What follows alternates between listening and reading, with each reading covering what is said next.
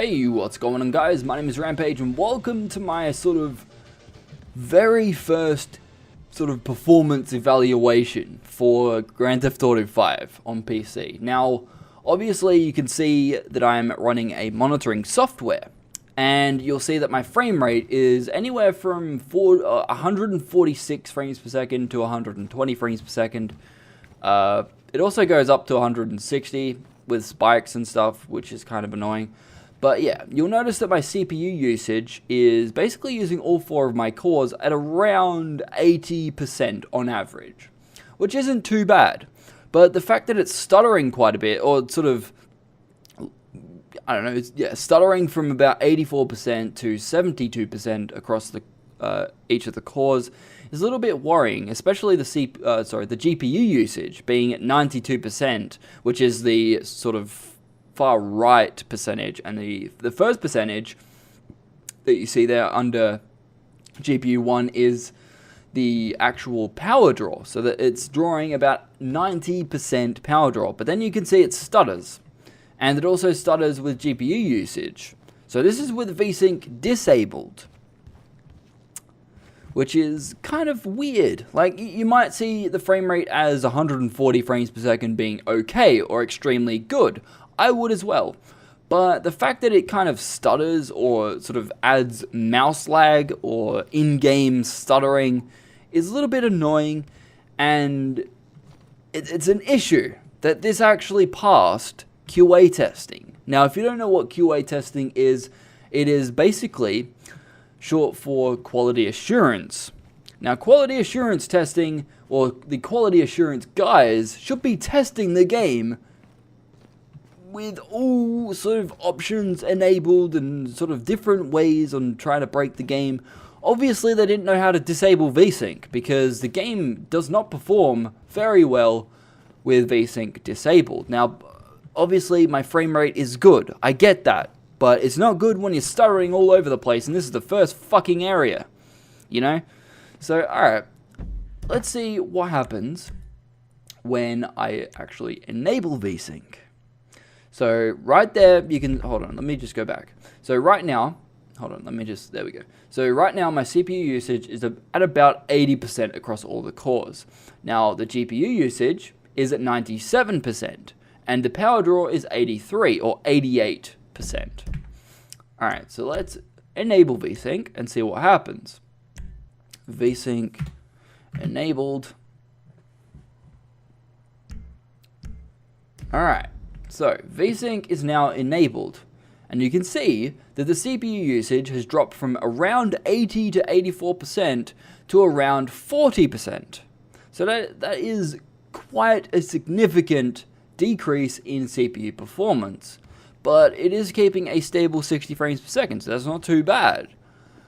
But with VSync enabled, there is no stuttering whatsoever in this specific area. There might be outside, but I haven't obviously gone outside yet to test this further. But I will bring out a benchmark for this game later on, after I've got out of this area, played the first section of the game and whatnot. So that'll come out like tomorrow probably. But as you can see, my GPU usage is at 43% from 92 or 97% before with VSync disabled. And my power draw is 54% from about 80%. So that is kind of annoying. That is obviously a feature that happens when you enable VSync. I get it. But the fact that it's not really causing stuttering issues within the game as much as it did before is kind of concerning, and I got a question: who did they get to test this game? Like, what was their QA team thinking? Because this should have been fixed way before this was even an idea or even being put on PC. Like, disabling VSync is a primary feature that people do on PC. People do like to have VSync on if they have a above 60 Hz monitor, or if they just want to play at 60 frames per second, they'll enable VSync. But most people, or a lot of people, do not like having VSync on because it causes some mouse delay Now, in this game, it's not too bad. There is already some mouse acceleration anyway, but it's not overly horrible. Like, it is tolerable. But it is strange that disabling VSync obviously screws things up. So hopefully that can be fixed soon. I am running a GTX 980, so this is kind of, I don't know, a bit weird. I would also like to go through the first person issues that I have with the game. There we go. So the first person, the FOV is kind of horrible. It is really narrow and basically the console, or the exact same FOV as on console, which is kind of annoying for a PC game, especially when you have FOV maxed out. It doesn't really change anything. It's still bloody narrow. See?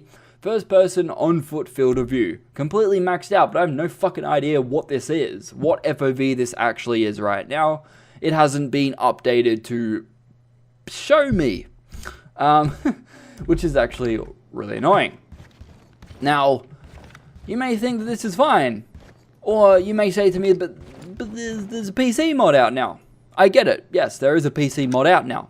But I shouldn't have to run a PC mod to get a satisfactory field of view when playing in first person. Now, I'm not going to probably spend most of my time in first person anyway, but it's just, you know, still an issue that I have with the game thus far, and this is obviously the first section of the game, so if I'm having these issues with it, I don't really want to know what will happen when I actually go outside. Another menu issue, or a menu issue that I have with the game, this is just a UI issue that I have. It's nothing major, but it is still annoying. If you click on an option, it doesn't automatically select that option. You have to double click it, or click it again, or if it's highlighted, then click it, and then it's in there, which is kind of annoying. If I click on it, I should be in there and be able to scroll. It's just like a common PC feature to have in every game.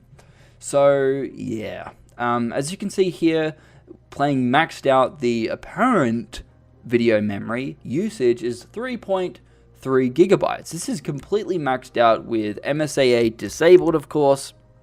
And, oh, fucking hell. See what I mean? It's really annoying.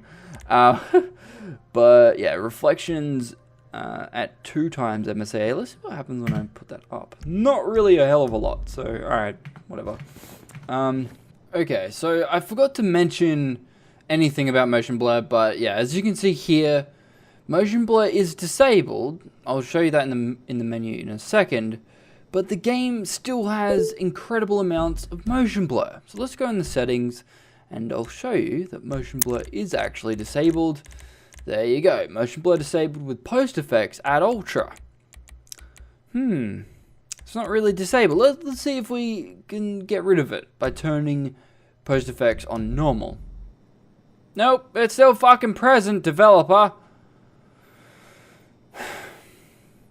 If you disable motion blur, why is motion blur still enabled? It doesn't make any sense. If there's no difference between post effects on normal or ultra, or having motion blur disabled, then why are they even there? Now, post effects is obviously everything else as well as motion blur, so it is still awkward that they don't actually do anything really with motion blur. It's still motion blur enabled. But yeah, hopefully that fixed your issues in terms of having stuttering issues. But let me know if you find anything else that may fix VSync disabled stuttering issues. If there's any specific options to disable to make performance better, then please, by all means, let me know in the comments below. But my name is Rampage. Please don't forget to rate, comment, and subscribe. And I'll see you guys next time. Peace out.